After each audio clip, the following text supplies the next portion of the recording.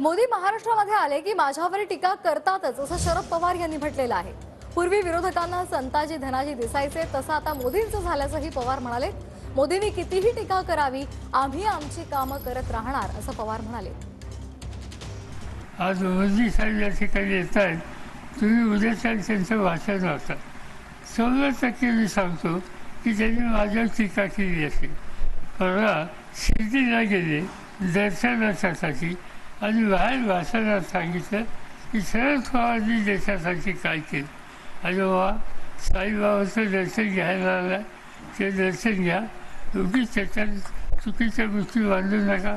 पण स्वभाव आहे त्या सोलापूरला सुद्धा तेच करतील, कार्यक्रम आहे घरांचा, पण बोलते शरद पवार। आणि त्याचं कारण आहे की काही लोकांना की पूर्वीच्या काळामध्ये जसं छत्रपतींच्या नंतर संताजी आणि धनाजी यांच्याबद्दलची चिंता आणि त्यांच्या घोड्याची चिंता कुणाला लागत असेल, आज तशा प्रकारची चिंता राज्यकर्त्यांना आम्हा लोकांच्याबद्दल वाटते, त्यामुळेच अशा प्रकारची विधानं ठिकठिकाणी करतात। ठीक आहे, त्यांनी बोलत आहोत, आम्ही काम करत राहणार।